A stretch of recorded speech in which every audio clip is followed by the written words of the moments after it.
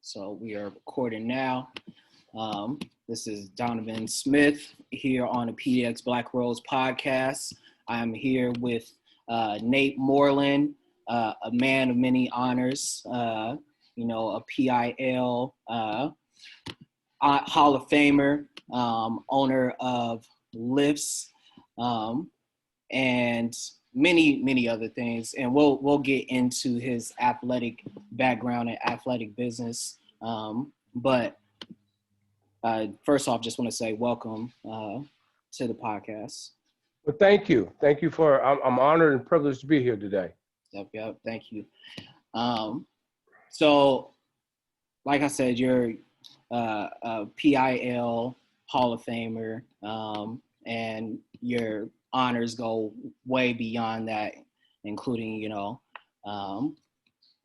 being a part of the Nike qualifier for the Olympics in the 80s, being a part of the NCAA championships in the 80s, and many other things.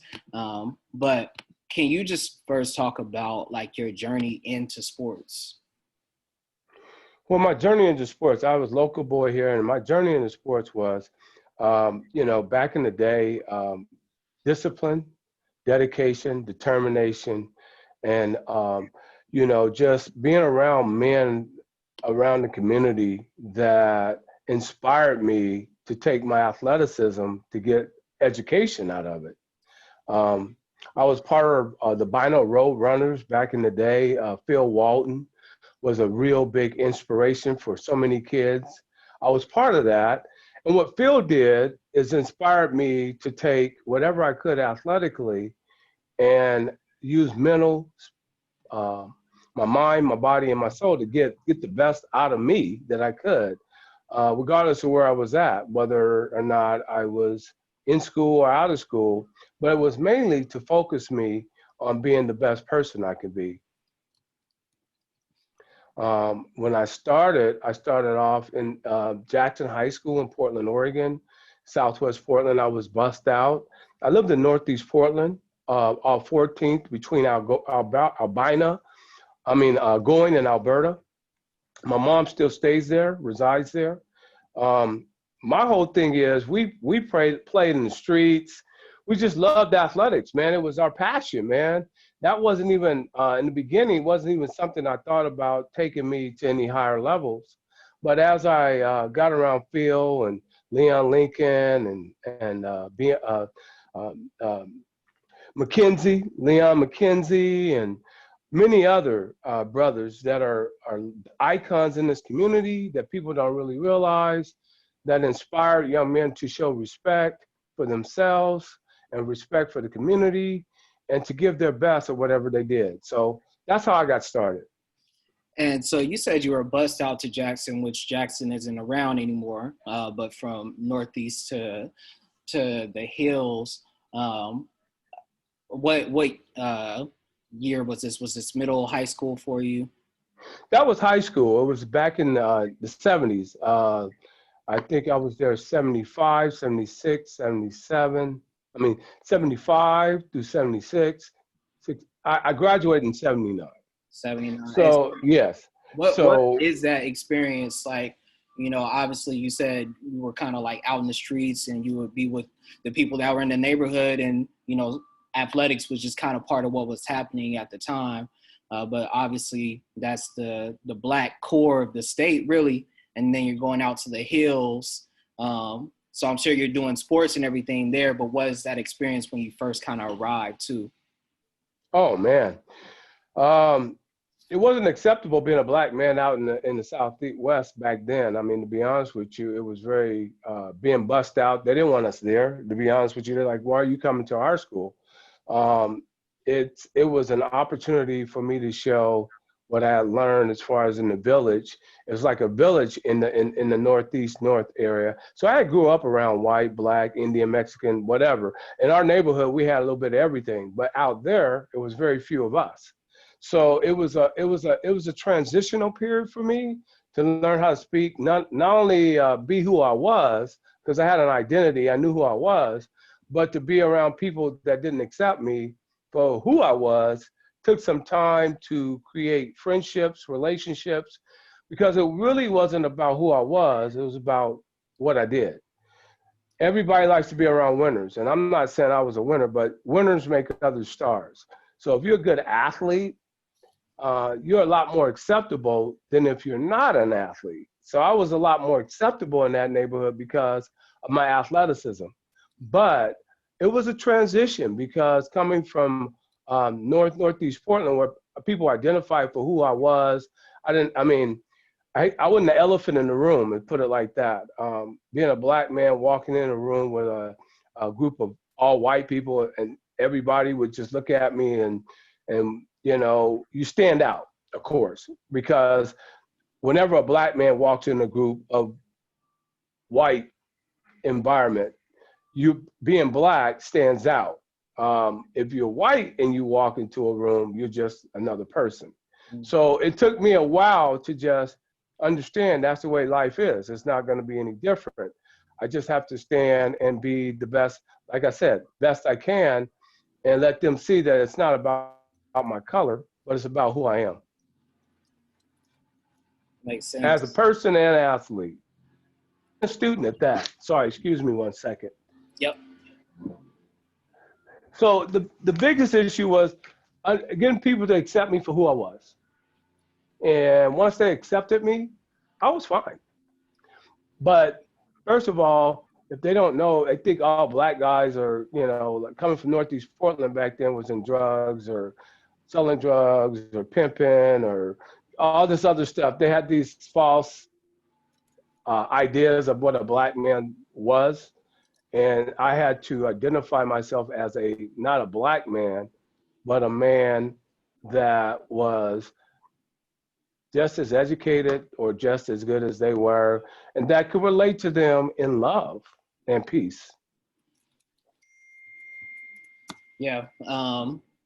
You know, I went to Oregon Episcopal School for middle and high school, which I saw that you were connected with. So that was a really interesting journey coming from, you know, Northeast, and then we lived off of 82nd, and then coming out there every day. So when I hear people's busing stories, you know, we weren't, obviously it was a choice to go out to OES. Okay. But Yeah. I relate in some of the ways that kind of alienating experience, and also just kind of, having to fight to just be who you are in the midst of that, like fight through some of that.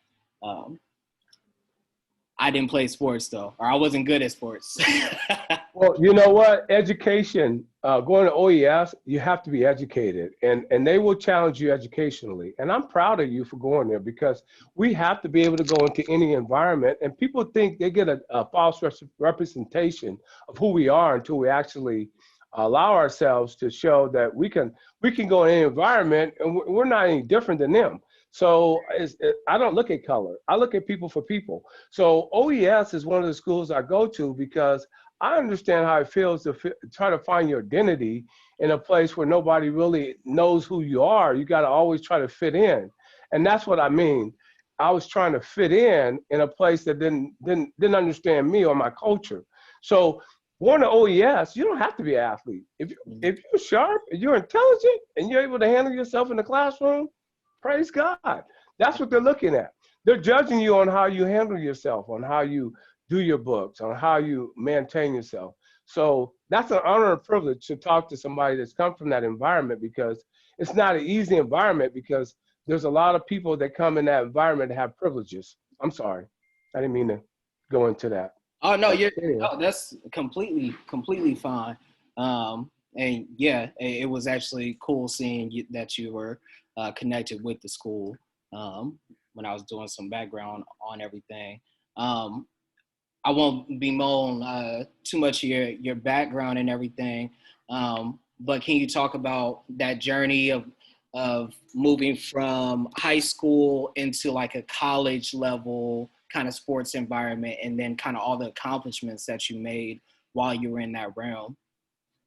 Well, you know, it was my mom and the guys and people that were Christians in my life actually inspired me. My mom is a strong Christian, so she was a lady that gave me a lot of wisdom and a lot of knowledge. My dad was around too, but he worked. He was a workaholic. But the bottom line is that when I made that transition, I really didn't understand how I was going to do because, to be honest with you, I was in the top 10 in the country in track and field my senior year. I pulled my hamstring and semi-tendinosis, almost completely severed it off the bone my senior year in Hawaii.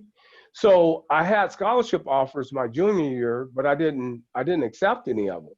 So I was considered garbage going from high school to college because I was injured. So it was a very hard transition because nobody believed in me. The only person that believed in me was my mom, God, and myself, to be honest with you. Because everybody thought I wasn't, I mean, after getting injured, they thought I wasn't going to do very well. But through the grace of God, I was able to go to Lane Community College. I got rehabbed. I ended up running a national junior college a couple years, being in the finals, and got myself back up to a national level again, where I was able to walk into University of Oregon and not be garbage anymore, but ask them to help me financially because I figured that I could beat half their sprinters because the guy that they actually recruited was from Jamaica, and he was like the top sprinter in national junior college, but I was in the top 5. They didn't even look at me. So I figured if they needed him, they needed me. So I walked on, and I was ended up being the second top sprinter for Oregon that year. And so they actually helped me out. And then I also walked on, they didn't have enough money to pay for me in track, so I walked on in football, which I hadn't played for 2 years. So I ended up playing football at Oregon too. So I got a half scholarship in football, half scholarship in track to pay for my education. And so you really have been able to use the best of both of those worlds, you know, transitioning into the business side of things because you're at U of O and you got your business degree, and you're working very much in the sports world, and even, you know, the things that you speak to like in your website just around discipline and integrity. I hear that up and down, you know, your story of like basically being counted out, you know, and then being able to rally. So how do you get from, you know, working in the sports world, doing college, and then finally creating life improving fitness training and speed? You know, it was a transitional period. I ended up going into the business arena. I worked as a manager at Fred Meyer's in retail off and on for over, you know, 30 years, and then also Walmart, other industries. And I realized that wasn't my passion. So I woke up and God really put it on my heart. My passion was to help people help themselves. And the way I could best do that was take what I learned from the pain and agony I had learned from athletics and share that with other people, from Olympic training centers to people that have never worked out ever in their lives. So I ended up opening Life Improving Fitness Training and Speed, coming home with my wife one day from Canada, it's a risk. I opened it about 5 years ago. I took a risk, but my passion was, and my thought was, how can I help individuals? How can I help families and communities? And what is my gift in that area in order to make the best out of what God has blessed me with to help somebody else be their best? And I figured fitness was that area because I know what it feels like to be in pain. I know what it feels like not to be the best. I know what it feels like to be counted out. I know what it feels like not to have the motivation or nobody behind you that believes in you and come out of that. So I figured I needed to share that with somebody else. So my whole thing was to try to improve people's lifestyle by letting them understand it's not just about what you think is mind, body, and soul. If you can really coordinate those efforts, you can be the best you, whether or not you're athletic or you're Olympic champion, or whether or not you're a businessman, whether or not you're a journalist, whatever. Those same things has to happen. Basically, every day you have to renew your mind. You have to get focused. You have to be disciplined, and you have to have dedication, and you have to have determination in order to do anything in this world. And with all this new transition with COVID and all the things that are happening right now, if you can't see where your gift is and you can't show value, you won't be valued. So my whole thing was to start something that I figured I have value in, which is I know what it feels like to be in Olympic trials. I know what it feels like to go to college and run and be athletic. I know what it feels like to be in high school and be your best. I know what it feels like to be a youth, and I was in the top 10 in AAU back in my grade school days with Phil, and understanding that through all that, you got to have discipline through all that. In anything you do in life without discipline and dedication and desire, you're not going to be the best you can be. And that's all I want people to be the best they can be. So that's how I came to this. And I figured fitness was a way to get people to be their best. And I think I have a process. And so on the website, you got this quote that says, like, start a new relationship with yourself. And, as a trainer, you really are embarking something that is like super personal for somebody, like their own fitness journey. Like, can you talk about, and you touched on it a bit, but how you as a trainer, like, can help somebody get to their deeply personal goals of moving ahead in fitness? Yeah, my main focus is what separates me from other trainers is I figured that I opened an online during this COVID time. I opened an online business that allows me to get personal one-on-one with somebody. It's not like you're looking at a video, and I can give you one-on-one instructions as well as motivation, encouragement, mind, body, and soul, understanding of who you are, what you are on your level, meeting you where you're at. Everybody's different. So I can either meet you where you're at and give you exactly what you need purposefully. I do, I don't just train people, I train with purpose. So whatever your purpose is it weight loss? Is it to get better health? Is it to change your lifestyle? Is it to eat better? Is it to do better, have my mind focused where when I'm doing business, I'm sharp? Whatever that is, you need to train your body to do that. So the key factor with what I do is sport specific, age specific training. So whatever age you are, whatever goal you want, that's what we go for. We don't just train just to be training. We train with purpose. I could keep talking, but I don't want to. I just want to give you an idea. Yep. That's what separates me from everybody else. And then also understanding that we're in this COVID times, being safe, being clean, and being healthy is so vital.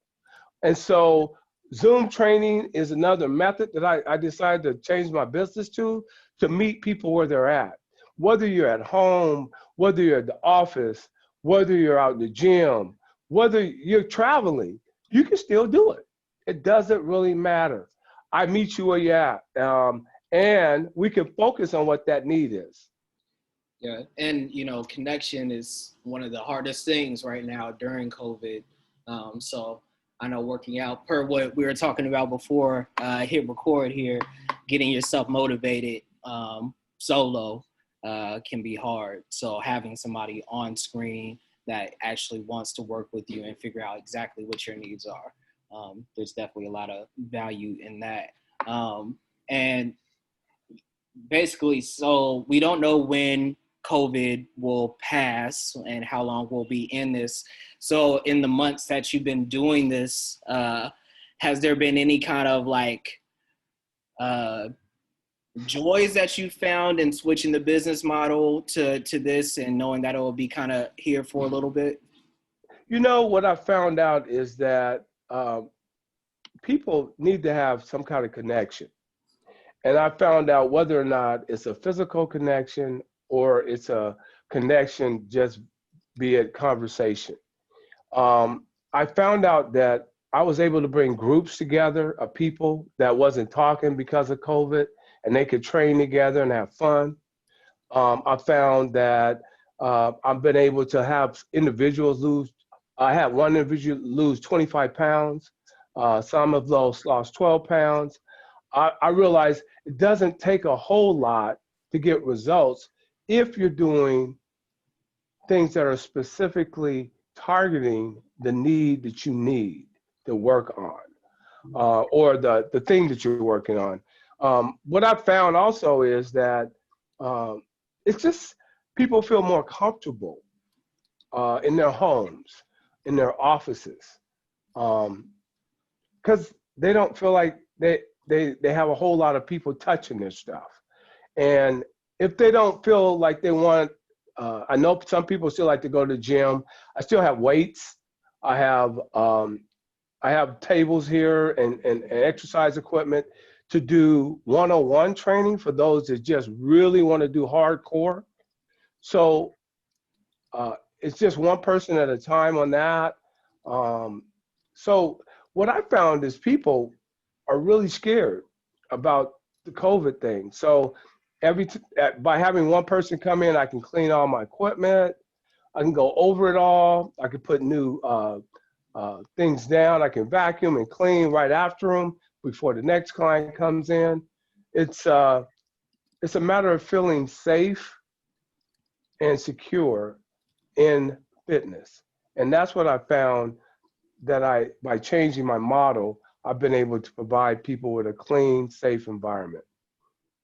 Yeah, and that's cool that you're still able to see some of these results even with the conditions that we're living under, and make those connections. Um, those were really the bulk of things that I wanted to get at with you. Obviously, uh, you know, uh, the CARES money and everything is because of COVID. Um, can you just touch on uh, what that was able to do in terms of like uh, helping in this current climate? Oh yes, I couldn't have made it without it. I mean, I couldn't have got weights. I couldn't have got equipment. I couldn't have even. Right now, I'm looking at you on a big television screen that I'm able to to have clients come on. I had other people help me with other pieces of equipment, a computer, a desk, an office area that I can pay for. Also, I do outside training. I do up to 10 people at a time outside. And I wouldn't have had the equipment to go to a park or go to a recreational facility and make sure we had 6 feet distance and train and make it fun. My whole thing is it's not just training, it's training for purpose, with fun, and meeting goals.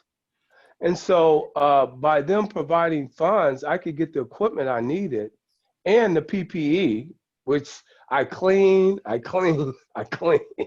I mean, I clean when I come in, I clean when I go out. I got masks, you know, all the necessary equipment would not even, I still got other equipment I need, but I wouldn't even be able to be in here and even try to start a business, less known a website renewal without funds. It's major.